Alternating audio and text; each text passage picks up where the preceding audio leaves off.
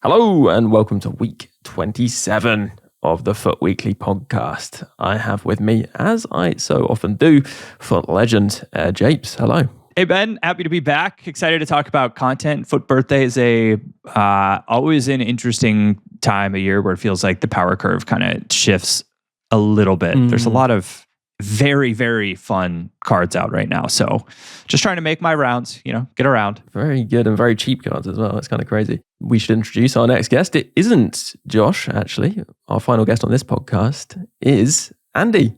Hello, AndyAJ3. Hello, Ben. It's also not 2015.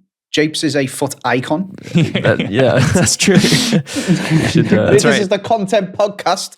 Let's start off on a good foot. I don't know. And listeners will then be looking around for an icon in the game somewhere called Japes and be confused. Well, there should be. He's not in the game. Yeah, there should be. And we can dive into it then. And what we normally do, first of all, is pound for pound powerhouse, which is the best value player released roughly over the past week. They can be from the market, they can be from an SBC objective, or even an evolved player actually as well. So I guess we'll give Andy a little bit of thinking time and we'll go to Japes first. Japes, is there someone you'd like to put forward? Oh, wow. I didn't expect to. I'd never get first pick. I mean, I can give you a bit more time by doing the listener one first. There are two recently released items that I've been playing with in Weekend League and having quite a bit of fun with. Mm-hmm. The first is Rose Lavelle. And she's great because she's probably as close as you can get to 𝘵𝘂𝘶, what like 𝘵𝘂𝘶 was. Like just a really, really fun card with fantastic play styles. But the more meta way that I'm going to go, I went out and bought this card because I was like, yes, please. And that man is Alexander Sorloth. His FUT birthday card is absolutely outrageous. 5-star weak foot. Aerial plus. He's got chip shot plus, but like, I don't know if anybody really cares about that one. But he does still have finesse, power shot, power header, rapid, relentless, and 𝘵𝘃𝗏𝗏. Giving him with a 5-star weak foot, finesse, and 𝘵𝘃𝗏𝗏, and being 6'5" with 99 jumping, 99 heading accuracy, and 99 strength. The card is outrageous. It's outrageous. He's got 90 short passing to go with it. And then with the 𝘵𝘃𝗏𝗏 and finesse shot, he also has 90 curve. He is ridiculous. 𝘬𝘗𝘃 is doing a very, very good AirJapes impression right now. Did you not hear him then? He sounded so much like Japes. I honestly thought it was Japes talking. Is 𝘬𝘗 a big Sorloth fan? Is 𝘬𝘗 a big Sorloth fan?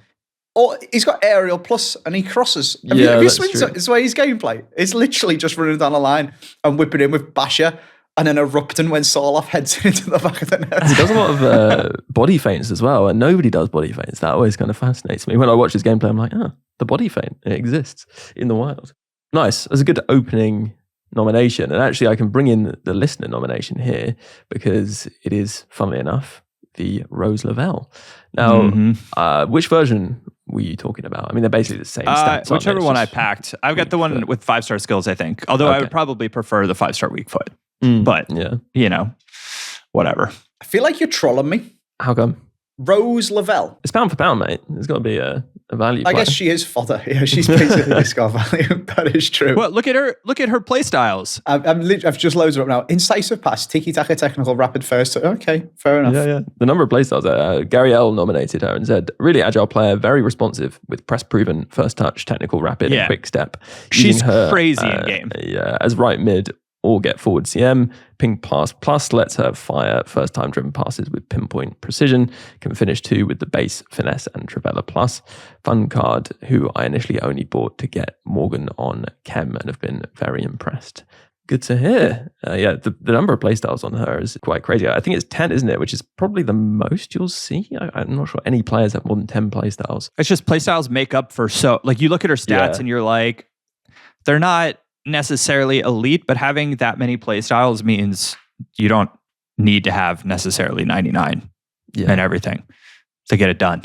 She does have a negative dynamic image though, which does knock her down in my estimations. Then she doesn't have one. Yeah. She's got ping pass plus and dynamic image negative. So talking of good dynamic image, well, I don't know, it's not that amazing, but he does have a mustache. My pound for pound is going to be the SMS himself, 𝘭𝘪𝘬𝘦. Packed him, well, I actually got his loan first of all. You know, they were giving out the birthday loan and was like, oh, that's nice, I'll try him. And then of course I packed him like next pack or something. So he's only 30k. He's an interesting one because one of his playstyle pluses is intercept, but that's the only defensive playstyle plus he has, or playstyle even he has. So although that is the case, he's a bit more of a box-to-box or attacking player, I think. And the way I used him is sort of a box-to-box role in a midfield 3. He has 5-star, he has high. I know people don't talk about accelerate much this cycle, but actually mostly lengthy is really nice, I've found, on more physical players. So yeah, with the marksman, he has near maxed out shooting stats. His ball control and dribbling are both 99 and 98, has 92 reactions, still has 80s for agility and balance, but has 98 strength, great defensive stats. And he just caught my opponent out so many times because he has that press proven plus. He can just hold off players, kind of waltz through them. His physicality, it just does feel elite, like truly top tier. I ended up for a bit of fun putting him up front, and he kind of did pretty well there, even though he's not got any, he's got 𝗪𝘗𝘂, but not any, shooting play styles. But yeah, he's really, really good, really fun to use. And honestly, even as a defensive midfielder, the intercept plus with such a big body is really, really good. And obviously, he can play the ball out pretty effectively. I think he has incisive pass and long pass. Yeah, both of those. So yeah, he'd be my nomination. But it's fair to say there are a lot of players that look very good value this week. And 5-star skills particularly, and 5-star weak foot is often quite a novelty. But you're getting these 5-star players out of our ears. And there's also the evolutions as well, of course. Is it possible for a 600k SBC to be the best pound for pound card on the game? Would that be Rolfo? Yeah. Yeah. I mean, technically, can't be nominated because she's expired. But yeah, it was kind of insane. She got, 3 of the 4 upgrades yesterday? And yeah, she's basically guaranteed. The other one's just an appearance. Yeah. And also the main thing was she got the 3 upgrades before the SBC had expired, right? So you could just go and do it if you wanted to. Yeah, you could just go and do it anyway. So who is your actual pound for pound then? Hojlund. Oh. He's great. I decided this week to just make up some random arse custom tactics myself and just build a different team because I was running 4-3-2-1 for too long. And one of the players I decided to get was played him with Hojlund, and he's class. So I played 30 matches with him and scored 45 goals as well. Are there any other players people want to give a nod to this week? I know, 𝗵𝘱, you might have done one of the bigger SBCs. Well, I'm working on Socrates, but I did do his loan, and he's super fun. The other card that I'll give, if you're just looking for something like a little bit different and kind of fun, I packed that FUT birthday 𝘵iroslav Klose card. And he doesn't win the same, he's not as big in the air because I think he's 5'11", something like that. However, the power shot plus is spicy. It's spicy on him because it gives you a variety of ways. And I will say his movement feels way better than just where his rating is at or where you'd expect him to be. So if you're looking for a little something different, it's cheap card, pretty fun. Yeah, he looks good. I feel like I like players who are physical, controlled, he's controlled accelerate. So, he's not going to have that kind of initial burst, but then slow down. And he has quick step. And I think I don't know, how does he feel in game? Fairly fast? He feels quick. He's missing, They really needed to give him first touch or press proven, and he would have been a bit of a demon at that point. Yeah. But not having those means that occasionally he does some stuff that you're like, 𝗵𝘱, I don't know what that's all about. But, for the sake of the point in the cycle where we're at right now, I just feel like give it a run. Why not? Yeah. Stop using 𝗵𝘂𝘶. It's boring. Well, talking of players with quick step, I think 𝗪𝘆𝘁 looks really good, right? And didn't you use his player of the month for a while, 𝗵𝘱, and said he was pretty good? Yeah, I did. I used him as a right attacking mid. This card obviously looks improved from that. Well, the problem with his player of the month was his finishing was kind of unreliable. And this card has the same issue. If he had 𝗪𝘗𝘂, I feel like I'd be here for that. But it's just kind of an unreliable, I don't know. He's just not for me. Yeah, that's fair. Any other players you've used, Andy, that you wanted to mention for birthday ones, I guess? I've not really used too many of the FUT birthdays. I did pack that 𝘵𝘍𝘐 and I was absolutely gassed. And then he's 30k. I know, yeah. I was expecting it to be like 250 or something. But the discrepancy between like the price of the truly elite cards and cards that are more challenging to fit into people's squads is like shocking this year. It's not even that. It's just like fake supply and demand, isn't it? Like it's not the demands that controls the price of a card. It's EA's decided supply. Like there's no need for 𝘭𝘪𝘀𝗀𝘀 Messi to be 10 mil. Like, EA could just up the supply of them, but they just choose not to. Yeah. Well, I guess they couldn't have done it now, but like back when he was in packs. But then, well, I guess maybe they could sneak someone to the market. People claim that sometimes happens. I don't know. But I guess actually this is kind of an interesting point that we were going to discuss on a podcast at some point. Andy, what do you think about prices being so high? I mean, do you think it's a big I think it's problem? ridiculous, personally. Yeah. No, I agree. I think there's a lot of different reasons for it. I think some of it is all of the special packs are now untradeable. Yeah. So the supply is severely restricted. So for example, I packed a Team of the Year 𝘭𝘪𝘀𝘀. Oh. And in previous years, I would have given her a go and then sold her. And that's another 𝘭𝘪𝘀𝘀. And I'm sure there's lots and lots of people who've done similar things with loads of different cards. Same, I packed a 𝘭𝘪𝘀𝘀𝘀 Sun. Mm-hmm. I've packed a 𝘃𝘃𝘂𝑗 from FUT Fantasy. I've packed just loads of ridiculous, like stupidly expensive cards, but I can't put them onto the market. So the supply is just completely restricted. Whereas in previous years, I would have sold them. Also, they have to set the pack weight, or the way that the game is set up, they have to set the pack weight for both untradeable and tradable players. You can't separate them, right? At least it doesn't seem like it. Untradeable packs do seem to have better. I guess there's also just ridiculous. Like there's more min ratings, aren't there? They're happy to give you like, min 85s, even 87s we've had, right? And so if they made the odds the same for those tradable packs, which have, often no min rating, or maybe they sometimes have the store packs with some min rating, but it's actually quite rare. They're so restrictive about putting the min ratings, I think, on those packs because I guess of how much it could affect supply maybe, but then I think we need those tradable packs with the min ratings because so there's that, but then there is also just EA could just make them be in packs more. Like it's so bizarre. But then that would affect the untradeable, so people would be getting all the top tier players untradeable. I mean, some people would say so don't make the untradeable packs as good, and you'd still keep the level of untradables you get now the same, but have more tradables on the market. But then would people grind for the packs if they didn't look so good? Because they would look worse, wouldn't they? It'd be like... with people give EA their money for the packs is the thing, innit? That's what they're bothered about. Yeah, and people would be like, oh, then it's more pay to win, I guess. So, I don't know. James, what do you think? What's the best way to go about it? Because it does feel like there's too much of a discrepancy between the prices of top players versus previous years. I mean, I talked about it on one of the previous podcasts. There's no clear strategy as to whether they think that Ultimate Team should be market focused or like a mobile style card collection where you get coins or some type of currency and you just push all of those into getting packs or upgrading or whatever. I just like, if we're going to have a market, there should be more ways to engage and interact with the market. Like champs rewards are all tradable. Yeah, apart from the picks, Like, let's make all the rivals, like you can pick with rivals to go untradeable or tradable, but let's just like boost the tradable rewards of rivals and like go that route, right? Or make some objectives tradable as well. I don't really understand what they're trying to accomplish or like what the thesis is for how like users should engage with one or both features. I think one of the big issues is there's like an inflation in untradable pack quality over the course of the cycle, right? Now you get ridiculous untradable packs. So your chance of packing someone all right for FUT Birthday is pretty decent because you get good untradable packs with min ratings. Whereas like the tradable packs we get through rivals or through champs, they haven't changed since September, right? They haven't changed at all this cycle. So obviously, as the cycle goes on, we're less likely to pack those tradable players and then sell them and reduce their price.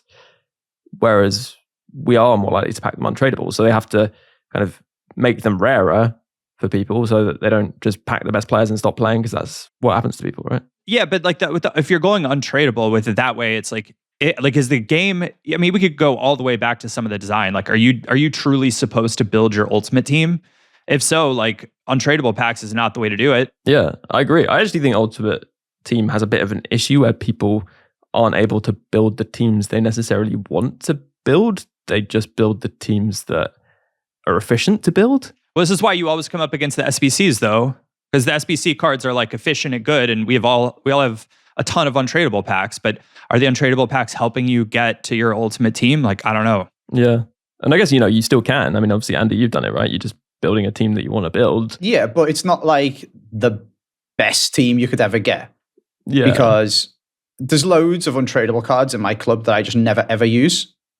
Because the stupid EA put them in packs so they can say on the pack that there's a 35% chance of you packing a 𝘵𝗫 when every single time it's Rose, Lavelle or 𝘵𝘚𝘁, Yep. So I have loads of them cards in my club, whereas I can't get access to some of it is just luck with an SBC. But they brought out an SBC 𝗔𝗽𝘃. So that's an Everton player that I can finally get into my club because I got crap loads of untradeable fodder and can actually do them. Yeah. Whereas before that, you're just at the mercy of the SBC gods. I don't know. It's a weird one. I like basically just gave up on trying to get like the players that I want to play with, like what might be like Ronaldinho or something. There's two ways that I'm getting them at this point in the game because I don't particularly enjoy playing the market, right? And so my options are I either get them in like I really just get them in a pack, right? Like that's the only way. Yeah, you just got to get stupidly lucky. Yeah, I've got to get insanely lucky. And so I do like all of the icon picks.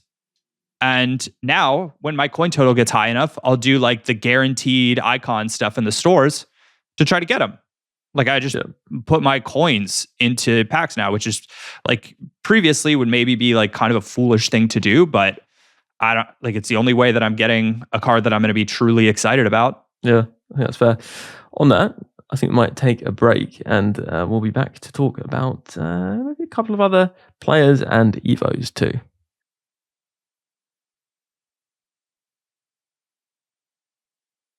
Hello, welcome back after the break. Right, we need to cover some of the big SBCs. Japes, you mentioned him briefly, but I'm sure there'll be plenty of people out there mentioning the doc and thinking, should I complete him or not? So what are your thoughts? Ben, I've never been one to tell people, yes, you should complete this SBC for like, it just depends. 1.5 million coins or whatever. Yeah, he's 5-star, high medium. So baseline, like work rate, weak foot stuff is good. I very much enjoy big players in this game. And so he's 6 feet 4 inches.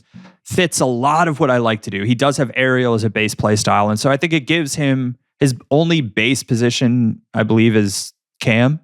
So you're going to have some structure around what formations you can start in, but you can play him as an attacking mid. You could play him as a wide player if you wanted. You can play him as a striker. I think there's a lot you can do. And he is, having used his loan, I was really quite sad when his loan went away because he's just really elegant feeling.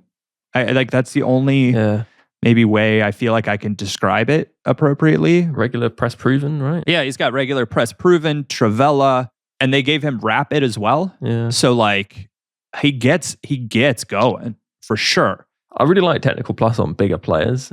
I think I used the Cantona that has technical plus in a draft. Yeah. And he was a threat. But this was a few months ago now. But I imagine he'll be like the updated version, basically. And Ben, you'll be happy to know that I've sort of figured out how to do incisive passes now and like make more of that play style. And I really, really like that play style now on my attacking midfielders. Yeah, I like really good. Pinged on my like deeper players and incisive on, I use Socrates as my like, I play that 4-5-1 that I've talked about at length now on these podcasts, where Socrates acts as my kind of like second striker. That's on free roam. He's just phenomenal in that position. What's the trick for incisive, please, Japes? Because I feel like it just makes them do the animation slower. I know sometimes it makes the passes better, but also sometimes it makes them worse because it's as if they're trying to be cute with it.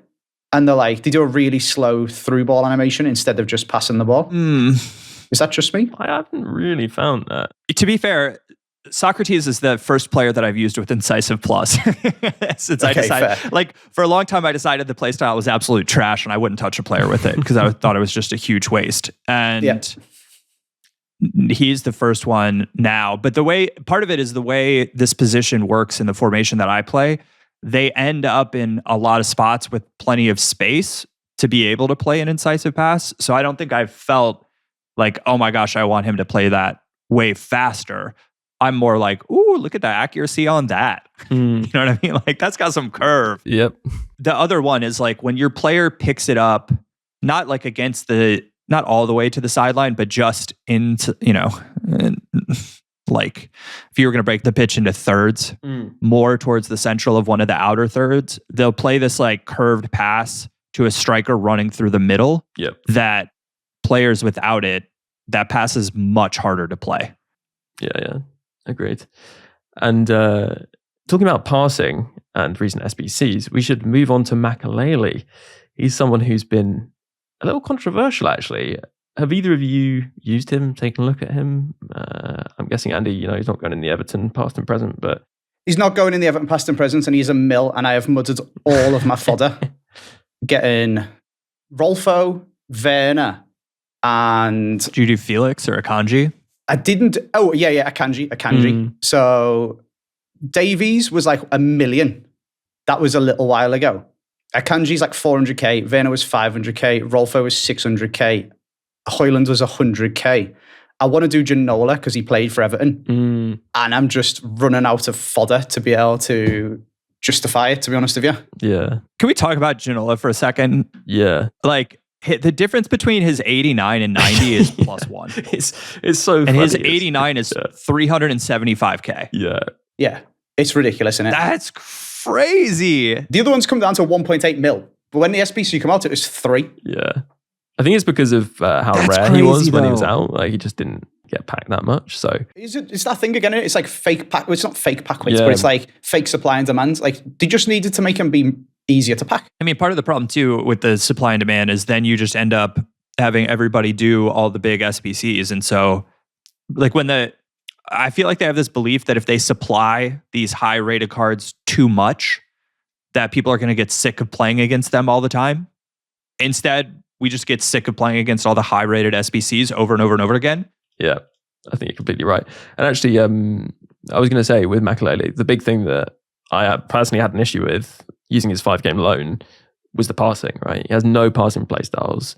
He has 93 short passing, 85 long passing, and 84 vision. I think these days you just need some passing play styles on your midfielders, especially missing that long pass. Like Schweinstieger? Ping pass. Yeah, and actually I think if you're looking for a defensive midfielder, maybe Schwein is your man. Because actually, I didn't even find Makelele's quick step or bruiser as effective as I'd imagined. I guess because he doesn't really move that far, really, in that defensive midfield position, you're not really getting the advantage of the quick step that often. And on top of that, he doesn't have any jockey play style at all. So even though he has high defensive awareness, he doesn't feel as smooth or as quick at jockeying as you'd like, which is a huge issue in defensive midfield, I think. He feels pretty good on the ball. He's got press proven. The relentless is nice. He is good defensively. Ben, can you tell the difference between Bruiser and Bruiser Plus? Actually, I was going to say that. I don't think I can tell much of a difference at all between those two. Would you say the same, Japes, actually? 100%. Yeah. Which is weird because they brought a patch out to try and widen the gap between a lot of different play styles, but they never touched Bruiser. Yeah, I was actually going to maybe come to that patch in the gameplay podcast, actually, which is the supporter episode this week. So, check that out. If you are a supporter, if you'd like to support, just search Support Foot Weekly and you'll get an extra podcast every single week. This week, the gameplay pod. On the content front, though, there has been something that is well worth noting, and that is that the icon pick that came out on Sunday for the first time doesn't include base icons. Finally. It's happy birthday. Yeah, that is a real birthday present. Has anyone given it a spin? Absolutely not. Have you done a Japes to try and get Ronaldinho? That's what I was going to say. I would love to, but right now I'm working through Socrates problems. Yeah. I've got like 188, 287s, and an 86 left. So, I'm getting there, but I'm going to take the hit and do it, I think, because I'm not going to do Makelele, and I'm not going to do Socrates either. So unless there's a tasty SBC in the near future, we'll leave it at that, I think, for player SBCs. Anything else? Yeah, I don't think there's too... I mean, if Josh was here, you'd probably have a load of grinding things you can do. I mean, the grind seems good. There's like player picks and stuff. I don't know. Do you do much of that, Andy, on stream these days? Yeah. I've got my doing my daily golds, to do your player picks, to do your this, to do that. But there's always a point where you're like, right, I need fodder to do this SBC. And then for me, it has been 𝘭𝘪𝘬𝘦, 𝘃𝘃𝗃𝗃, etc. And when you want to do them, you just mudge your club, basically. All of your non-rares go into player picks, etc., etc. I've basically got none left. Yeah. And you just have to then slowly build it all the way back up. And they just keep pumping out more and more and more and more SBCs. I play this game way too much. And I did step off the gas a little bit in February and not stream as much and not play as much. But there's so much content now. You basically have to spend money on the game to be able to do it all. And I know you're not meant to do it all, but stuff comes out. You're like, oh, I'd like to try that card. Oh, I'd like to try that card. Oh, but it's an SBC. You've only got 10 days to do. Oh, never mind. He's gone. And then you go a month later, they bring out a special Sané and you wish you'd have done special Coleman to link to him.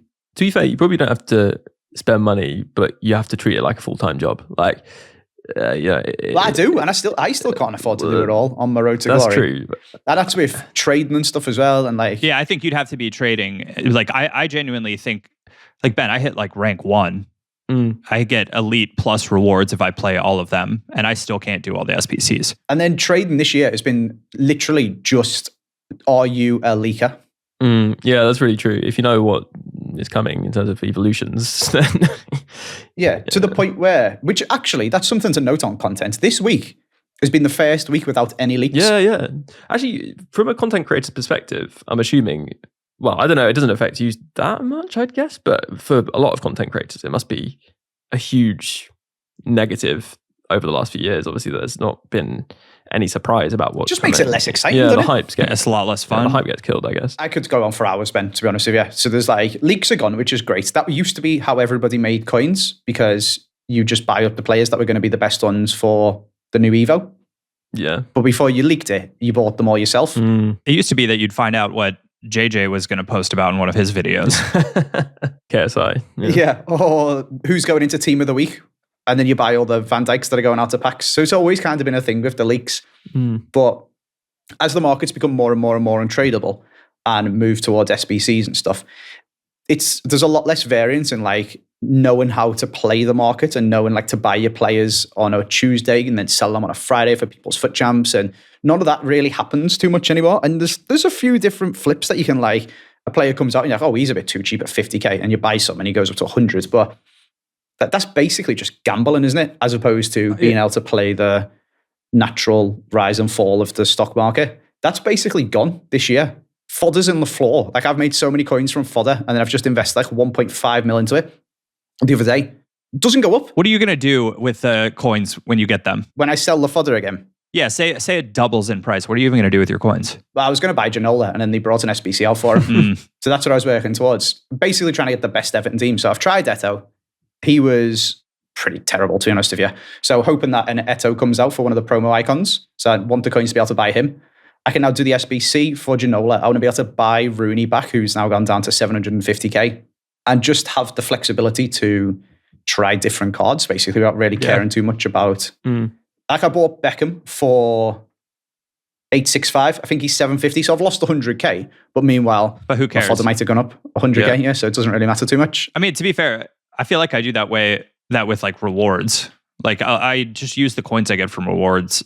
If I'm not, I don't really buy players that much, but if I do, I'd prefer spend them that way than not caring. Yeah, I like to do a bit of both, to always have a bit of liquids to try and keep building the coins up, but use some of them to buy players to try out at the same time. And just the more coins you get, the more flexibility you've got for your team, really. So then I could go and try a 𝘭𝘪𝘬𝘦 or a Saka or something like that, and then just have some fun with him and sell him on. Yeah. Even though he doesn't play for Everton because we don't get special cards, but it's nice to just have some coins chilling there. Yeah. Actually, I was just thinking, before we move on from this and chat about Evos, Japes, people are going to want to hear from you about Schweinstieger. Are you going to spend coins on him, perhaps? I have about 300K right now because I bought one of those, like, guaranteed birthday. I was like, yeah, I'm going to pack 𝘵esse. This is going to be sick. Obviously, didn't pack 𝘵esse and packed Rose Lavelle. So, fortunately, I guess it still gave me something new and fun to play with over the weekend. But I think Schweinsteiger will come down in price a little bit to the point where he's reasonable. I've got 𝘭𝘪𝘬𝘦 in the card, who he would replace, and I think I would like to give it a run because he's a legend for me, like one of my favorite players of all time. So, we shall see.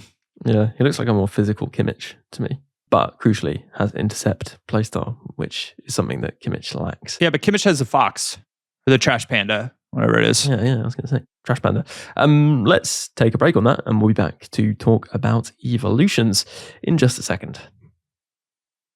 Hello, listeners. A quick reminder that this podcast is made possible through the generosity of supporters out there. And actually, they aren't just doing it out of the kindness of their heart, because you get a whole extra podcast every single week as a supporter. And you can sign up for a 7-day free trial right now over on Patreon. And after that, it's just £3 a month to continue supporting. It makes a huge difference. The podcast for a time wasn't able to be weekly because I had other work commitments, but this has made it possible to deliver a podcast every single week. And in fact, an extra one too, just for supporters, as I mentioned. So if that interests you and you want that extra content, and actually if you would like even more, there's the supporter Discord at the gold tier. There is the Hall of Fame at the end of the podcast in the icon tier. There are loads of perks available. So why not check it out if you haven't done so already by searching Support for Weekly or following the link in the description of this podcast. If you consider doing so, that would be hugely appreciated. And a big thank you to all those supporters, as I said, keeping the podcast going and keeping FUT Weekly weekly. Right, let's get back into the pod. Hello, welcome back to the final part of this podcast. We're going to talk about evolutions as promised, talk about it more generally in just a second.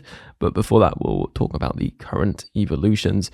There are some pretty good ones for birthday, and it's a shame that we don't have our usual arbiter of evolutions, Josh. He's currently in Korea, for those wondering, and I think he won't be back next week either, probably the week after.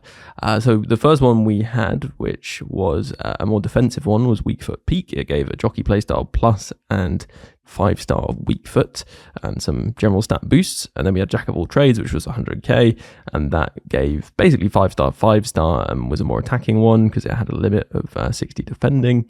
That one was pretty good. And then we also had Birthday Magic, which gave rapid plus and 5-star skill moves, as well as flair as well. I think there might have been another playstyle in there too, a decent one. And then we had the most expensive evolution we've had so far, which is Secret Stuff for 200,000 coins, 1,000 FC points, and that gave players 5-star skills as well as the technical playstyle plus Trickster and Flair, the regular versions of Trickster and Flair.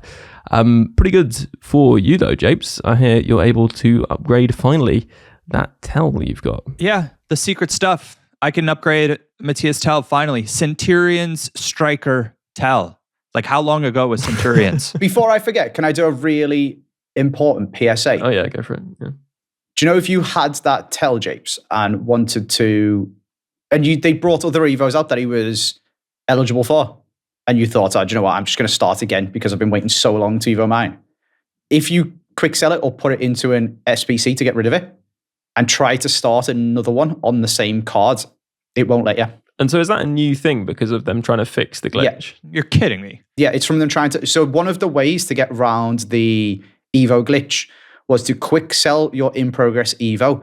And when it recovered it, you couldn't recover a card back to in-progress. So it set it back to the previous card type.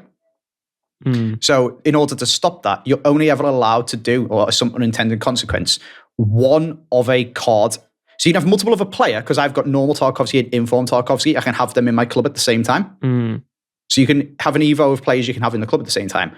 If it would be a duplicate, the base cards, the original cards of what you've Evoed previously, you can't do another Evo of it, even if you get rid of it. How stupid is that? Ugh. I love it. So be very careful, basically. Yeah, that's an important warning. So if you have the decision to, it basically means anyone who has existing Evos in their club that's it for... Yeah, so I'm stuck with a terrible 𝘭𝘪𝘬𝘦 because I just did the best path for 𝘭𝘪𝘬𝘦 at the time. It's not very good. You could make a much better one now, but I can't. What rating is he? Is he likely to get? He's at 86 with 𝘵𝘃𝗃+, but 3-star, even though you can get like 5-star versions of him now and stuff like that. He's not eligible as he is now, as my evoed version, to go into any of the evos. And if I quick sell him, I can't start again. And I even tested this myself. I discarded Founders 𝗵𝘍𝘬𝘦 at the very, very, very first week of the game. I put him into an SBC in Builder Showdown. I tried to evo 𝗵𝘍𝘬𝘦 into one of the new birthday ones on my main account, on my Builder Showdown account. You already have an evo of this player. Damn. I mean, I'm sure some people were doing the glitch, but it must have been a very, very small minority of players who are actually doing the glitch. To be honest, I don't play those players that often. And no, I just played one then for the first time as long as I can remember. Yeah, exactly. So that wasn't affecting that many players. And this affects a lot of people because there's bound to be people who want to re-evo players, essentially. It's like the opposite of the messy thing. Yeah, it is actually. Both of them are the annoying way around instead of the nice way around. Classic. So in terms of the current evos, I mean, I'm sure people have a look through them and see there are some really nice options. I really like the combination of, I think it's Jack of all trades and secret stuff 1 or 2, which you can do on the Future Stars 82 version of Melvin Mallard, who's a Manchester United women's player. I think that is probably with 5-star, 5-star, and I think above 93 in quite a few of the face stats. One of the best evos possible at this moment. She looks really good. And anyone who's played her against her a few times, and she's really good in game. So I think that will be a good option for people if they want to like max it out. But that is like 300k, as I said. I guess the question for you, 𝗵𝘀𝘃, is it even worth doing that 𝘬𝘃? Because it's 200k, right? And as Andy's saying, this is the last opportunity you'll have to evolve 𝘬𝘃 potentially for a long, long time if you did it. Yeah, I mean, I think that's the... well, if I can't evolve another 𝘬𝘃 anyway... It's stupid. Why is there so much user regret in evos? It's so annoying. I know, yeah. That is the biggest thing. Like, even people who discarded evos that they'd paid money for and spent time on to start a new one, that feels really bad. Like, even aside from this issue where you can't even do that now. And I think it's interesting to talk to you about this, Andy, because you're someone who has run this Everton account where you've been trying to evolve Everton players, but I'm assuming you actually found that the number of Everton players, because it's a very specific pool of players, you could evolve that would then be actually like even somewhat competitive in your squad was fairly limited, right? Very, very small, yeah. And probably the most frustrating comment on my road to glory is people saying, thought this was an Everton road to glory. Don't remember 𝘵𝘃𝑗𝘍𝑃 playing for Everton. And it's like, well, yes, but my 𝘭𝑪𝘍𝑬𝑐 has 60 balance. My 𝘭𝘃𝗏𝑛 has 65 composure. And I don't have any other Everton strikers. And I try to use them as much as I can and try to have fun with different cards and stuff. But the player I've always used is 𝗵𝘃𝗃𝗏𝘀. And he's actually quite good. There is one who I loved at the start of the game, who is James Garner. I've played 400 games with an Evo James Garner where I got him up to 86. He's got Intercept Plus, and he was really, really good. And he's been eligible since then for so many different Evos that I'm not allowed to put him in because they have max 85 overall, even though he fits all of the stats. So currently, the new birthday one, that's the weak foot one, pace 85, he's got 79. Defending 89, he's got 83. Like, he's not even close. Physical 86, he has 85. Number of playstyle pluses 1, he has 1. Max overall 85, he's 86. And this is a problem with this Evo as well. It gives a +5, but it gives +2 in the different stats. And it's basically just creating fake overalls, so you can't Evo the players again. And now you can't go, oh, my Mykolenko's 90 rated, but got the stats of an 83. I'll quick sell him and start again and make a better one. Yeah. You can't. Yeah, I think that's one of the really frustrating things, that they seem to be using a big overall boost to stop people comboing players, which, in my view, was one of the most engaging things about evolutions. As someone who's not building around a specific team, but was just trying to find cool combinations and evolutions I could use in my squad. Actually, very few of the recent evolutions are even comboable, not because of the playstyle plus now, but because of this arbitrary overall cap. And then the fact that they get boosted so much by the overall, even though their stats are bad, they probably won't be able to be comboed in a worthwhile evolution in the future. Even for this instance with 𝘬𝘃, like it's cool that I'm getting Flair and Trickster associated with it because he'll have 5-star skills now, and that's like, obviously like part of the point. but it just means that he only has technical as a playstyle plus. Yeah. And will seemingly forever to go with 72 reactions, which he will also seemingly have forever. Mm. And I'm like, do I want to put 200k into this? Yeah. I don't know. Have either of you done a birthday evolution so far? Yeah, I'm working on 𝘵𝘃𝗀𝘀. He was, if you remember, he's like a Czech. I remember that. He's a Czech Bundesliga player that I did ages ago and has been very, very good for me. But I decided to toss him into I think it's the jack of all trades. It just gives him 90 pace, 91 shooting, 91 dribbling, 86 passing, makes him 5-star, 5-star. And because I put him into like the Centurions attacking mid, which is, Centurions was like great for Evos, I guess, for me. Yeah, I mean, it was a good he's got base incisive, base pinged, base long ball. And so now he'll have first touch plus. And I think he had power shot, press proven, and technical before that. So he's a pretty fun player. Nice. That can do a variety of different things as well. Yeah. Interestingly, he doesn't have a playstyle plus already, right? So this would be the first one he's getting. Nope. Same problem. And I guess once he goes into this, he's going to be so high rated, he's probably not going to be able to be evolved to get a second playstyle plus. 100%. Yeah, that is frustrating, isn't it? Yeah, I've been looking at the options I have, and despite all this, they're pretty minimal. So I'd probably be looking at doing an active combo evolution. But there aren't really any existing evolutions. I haven't done that many that I could evolve further. One thing I was going to ask you, Andy, about this is 2 questions. First question is, would you prefer it if they released more less powerful evolutions that gave players sort of smaller upgrades, but they were more open?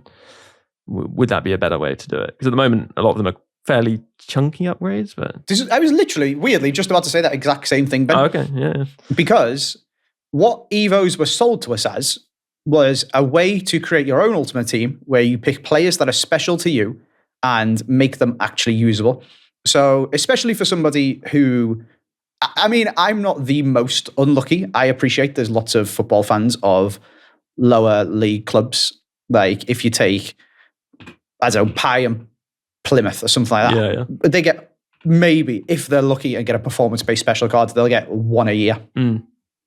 Whereas Everton, at least every now and again, they chuck us a non-performance-based special card, and then we're still playing for informs as well.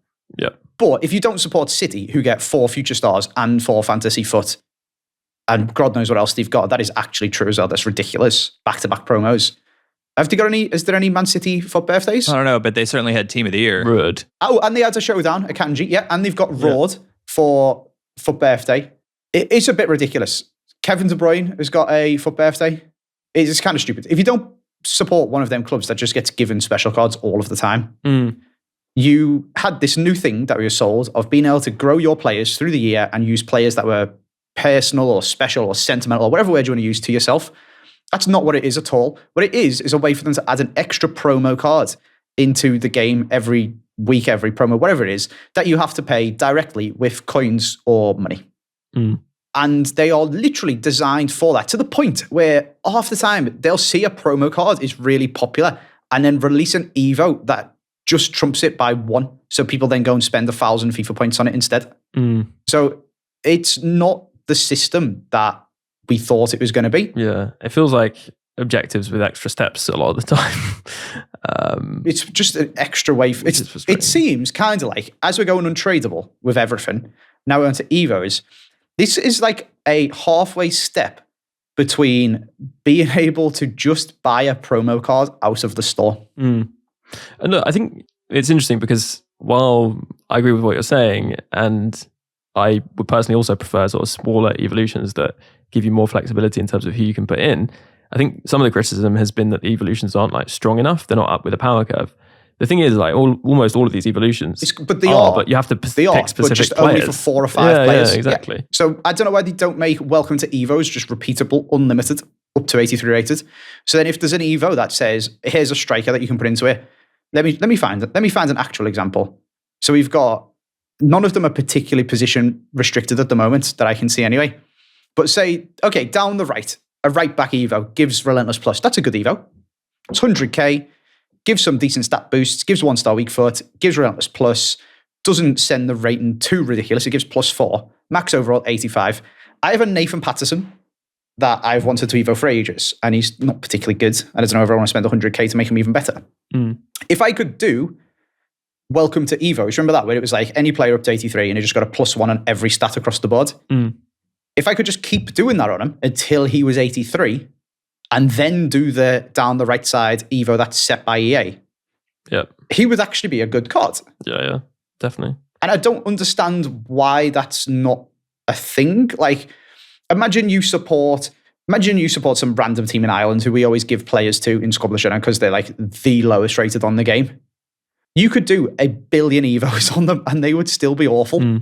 Whereas if you wanted to sit there and take a player from 57 to 80 by playing 23 games and doing Welcome to Evos 23 times, why not? Yeah. I don't understand why that's I guess there's nothing I can think of that would be game breaking or anything like that. Oh yeah, I was gonna say I just want, like, it's kind of in the same vein, but like for like I'll use Tel as an example. I want any card, no requirements, boost reactions to 90. That's it. There's no requirements. You're just boosting those 2 stats. Yeah. Can I tell you my 𝘬𝘯𝘂𝗏 that I've got? So I haven't done any of the birthday Evos because there's been a couple of times where I've got excited for an Evo, gone and done it, and then before that Evo expired, there's been a better Evo that you could have put the player into, and more Evo regrets, basically. So I wait until like the last couple of days to be able to choose them. But this 𝘗𝘁 I put into, I think it was generous goal scorer that give ping pass plus. He's got 94 pace, 93 shooting, 80 passing, but has ping pass plus. So I guess if you do a ping pass, he's got 90 passing. And 86 dribbling, which is pretty good. And you're like, oh, that seems like a good card. He should be quite good. I've made him red. He doesn't have 3-star, and he's not eligible for any of the skill move ones or anything, but whatever. 99 agility, 96 balance, 76 reactions, 82 ball control, 78 composure. Yeah, he's not going to do it in game. Yeah, because as soon as a Cafu comes near him, who's got 99 composure, you can literally feel that like sphere of influence, can't you, of the pressure from the other players, and like Van Dijk's aura is bigger than everyone else's. He just forgets how to use his feet. Yeah. Just give an Evo that gives plus 15 reactions and composure, and you have to have less than 80 to go into it. It's not difficult. I don't even care if it's 80. Just like what I'm saying is like make the cap. Like say it's 85 composure. If you want to put a player in that's got 84 composure and give their composure +1, that's great. Yeah, make them work better. This is my point with like the power curve. Is like if we say like baseline, we think the power curve should probably be 85 composure or reactions at this point. Just boost the player to that.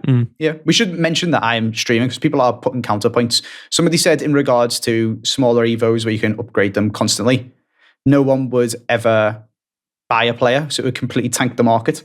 But I would disagree, just because when Evo Llărente come out, that didn't tank the market. Like, if you wanted the best card for each, and every Evo is exactly the same, there's always a best card to put in it, like the Varane is extinct, Rashford is extinct, etc. Me being able to make it McNeil instead of Rashford by doing 20 Welcome to Evos surely doesn't make any difference. Like, if I just wanted a broken card, I would just do Rashford. Well, also you could have unlimited evolutions that bring them up to a certain level, but to get them up to, proper... To make them super maybe OP. It's still held by the Evo power curve. They could still have that power curve on top of that baseline so that, you have to pick and choose the players you're going to bring up, and maybe realistically, having a full evolution team that's like proper up with the power curve is really quite challenging or expensive, but you could at least have multiple players that you're managing to get up there that are your choice, essentially.